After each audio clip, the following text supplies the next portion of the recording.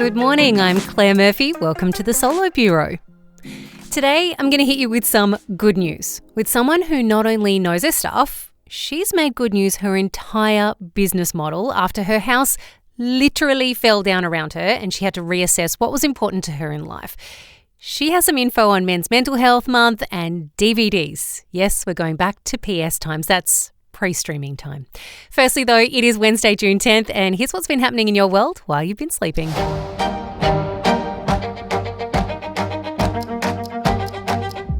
Hundreds of people will lose their jobs after retail chain Barbeques Galore announced they were being placed into voluntary receivership. From June 16, the company-owned 62 stores will start to shut down after no acceptable offers to recapitalise the business were received by late May. Arrangements are also underway to help transition the remaining 27 franchise-held stores.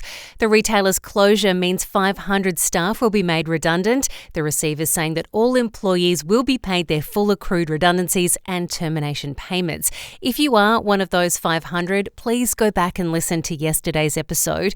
Tila Stevens has created a tool that can help you in this 48-hour window after finding out you've lost your job. It has all the things you need to do and even has a calculator to make sure that you're getting paid out the right amount.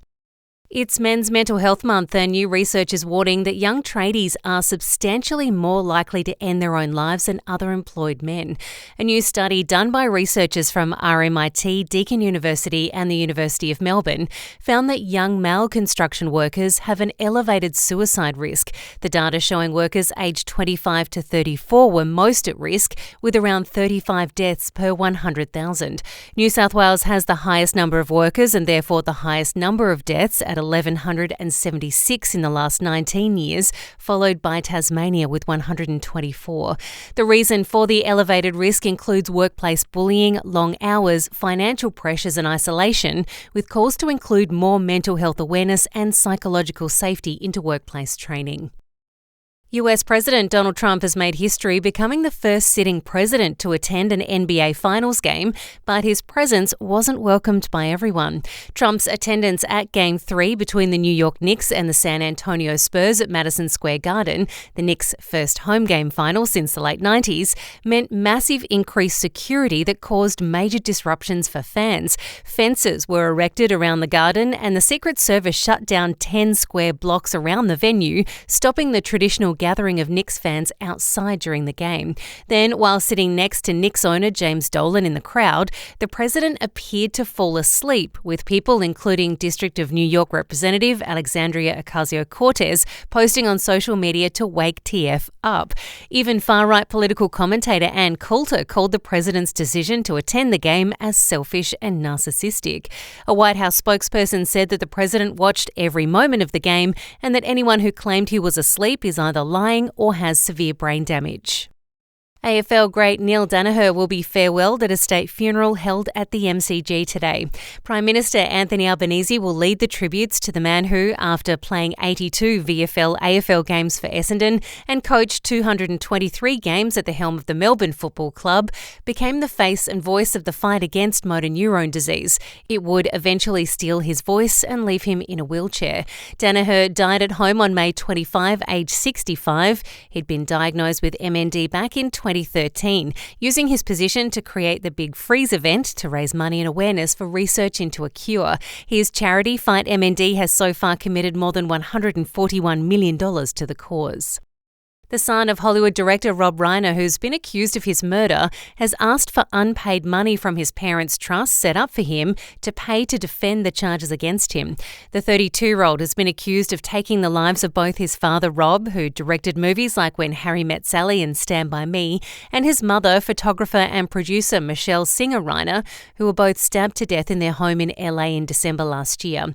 His lawyer says that Reiner was supposed to be paid money from a trust set up for him and his siblings at age 30 and then the rest at 35, but he never received the funds, saying Nick loved his parents and is devastated by their deaths, but the facts about what did and did not happen to them are not at issue in this trust litigation. He went on to say that like anyone accused of a crime, he's presumed innocent and is entitled to mount his defence with the resources that are lawfully his own. Actor and comedian Hugh Laurie has apologised to a journalist who he clapped back at when she criticised the TV show House. Laurie was the star of the show, and when Janet Murray posted online that it had the same formula every time, in that a patient attends with a mystery illness, House then gets the diagnosis wrong and the patient nearly dies, explaining how the rest of the show would go exactly the same as the last, Laurie hit back saying, "Thanks for your critique, Janet. We actually tried a couple of episodes where House gets it right the first time, but they were only 6 minutes long." The tweet then reportedly led to Murray being heavily trolled. Laurie posted an apology saying he was sorry that people had been having a go at her, and that when he wrote the response, he was slightly drunk and already upset about something that had nothing to do with her. He then said, "If it's any comfort, I got it in the neck too. I'm a thin-skinned twat." Apparently, even though it wasn't my skin, I was sticking up for the writers who I adored. And to finish off headlines this morning, Kudrow and Mira Sorvino have announced they've begun filming the sequel to their 1997 cult classic, Romy and Michelle's high school reunion. The pair posted a pic online of them in director's chairs, their backs to the camera as they hold hands. The names on the back of the seats say Romy and Michelle 2, with the caption, "The reunion you've been waiting for."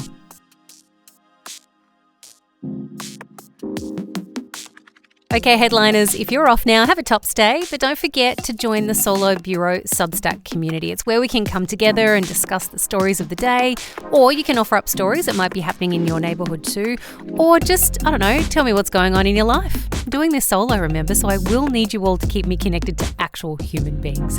If you are hanging for the rest of the show, it's a quick one today, and we're getting the good news from a woman who is keeping the positivity vibe rolling despite a life-changing event that could have had her thinking very much otherwise.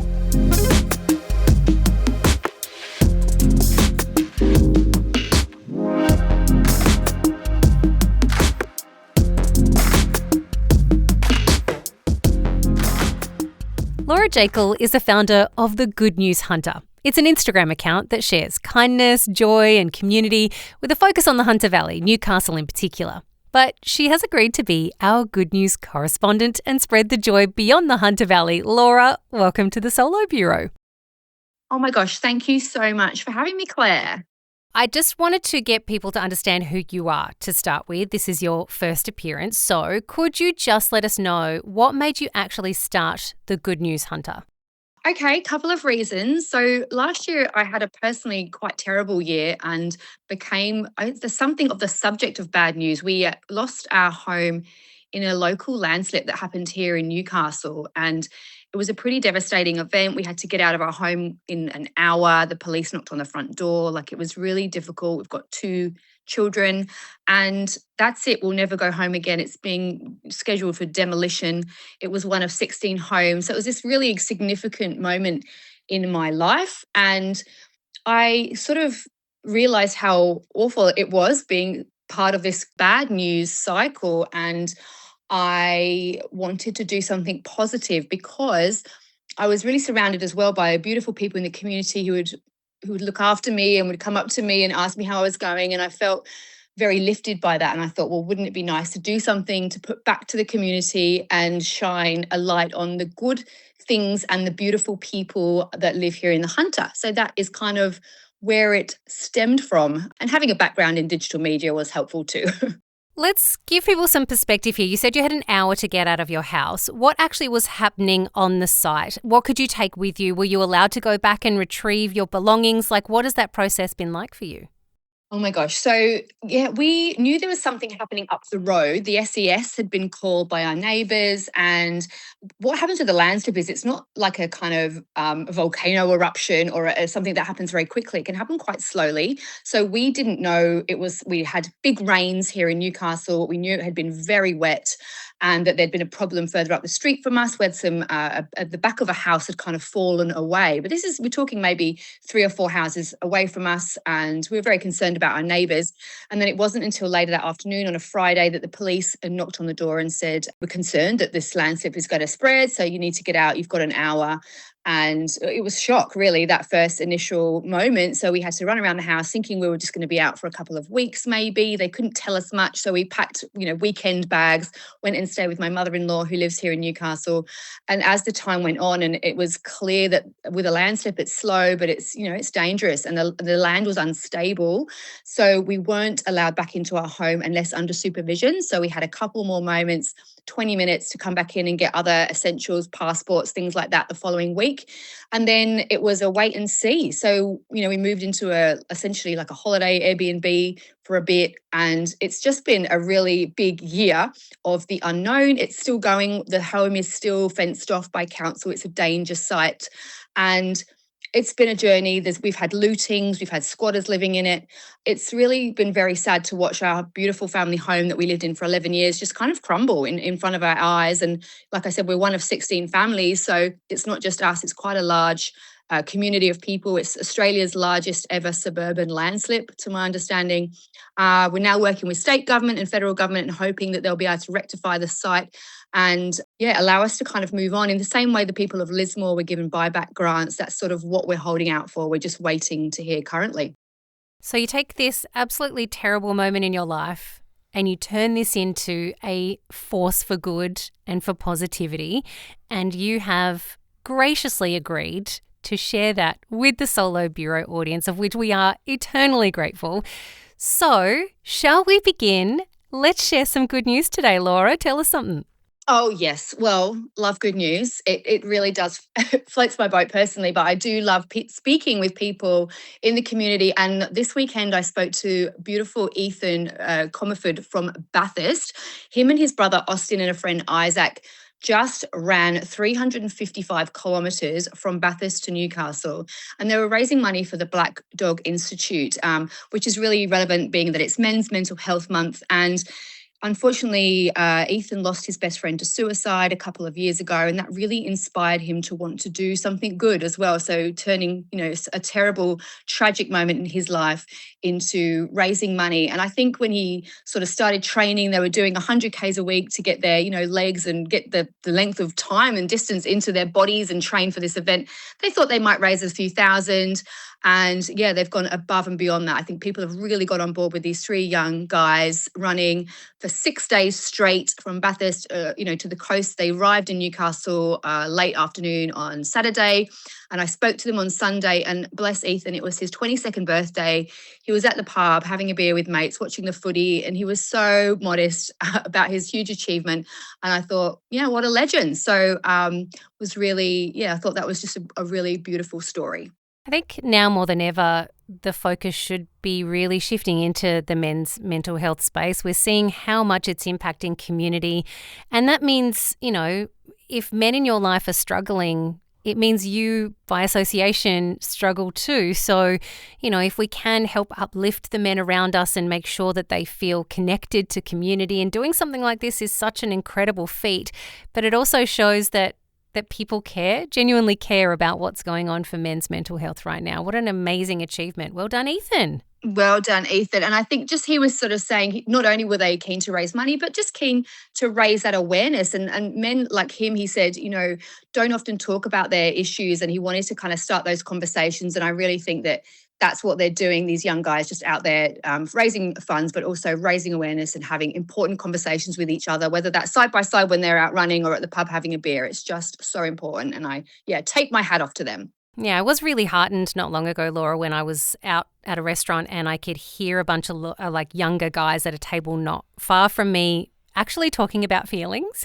I was with somebody and I was like, wow, I've not really experienced this out in the wild, not in a really long time, where men were actually like, how are you going? Are you coping? I know it's been it was that kind of conversation, and I haven't witnessed that before. It was really heartening to see.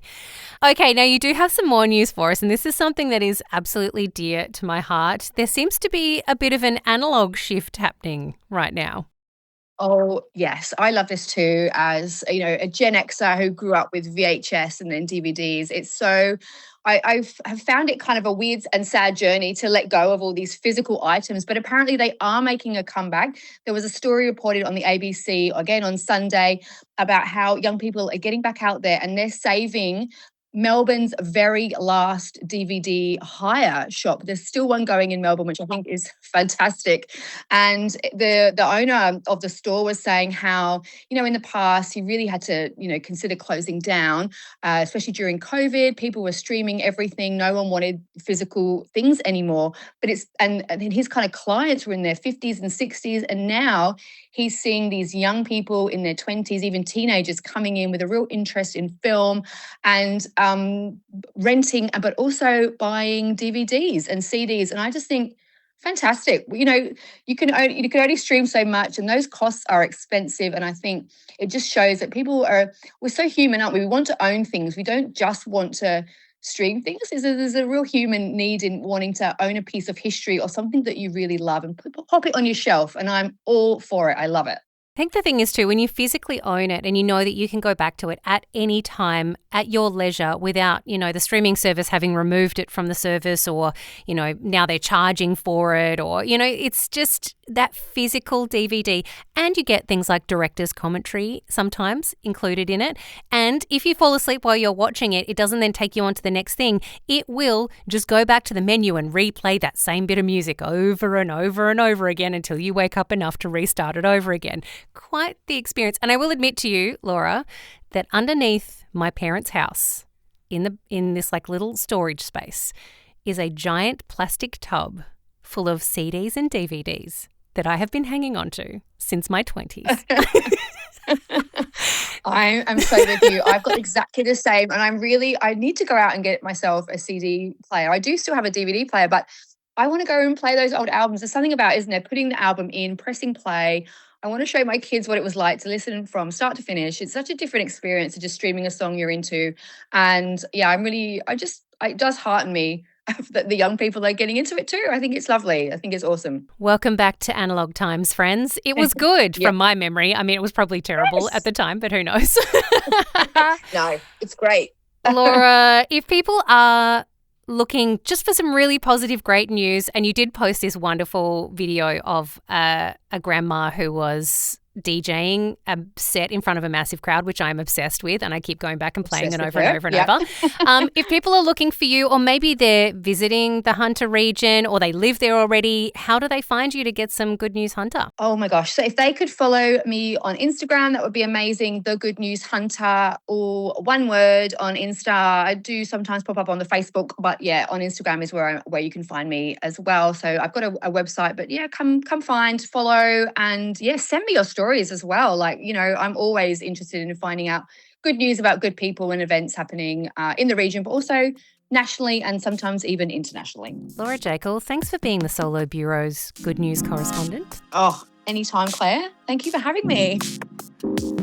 Thanks for tuning in today. Tomorrow, we'll be tackling some questions about the NDIS. Actually, disability advocate Carly Finlay asked if I could cover this, as well as regularly checking in on issues that impact people with a disability, which and I say we, like there's more than just me, but it feels a bit weird to say but I will absolutely do that.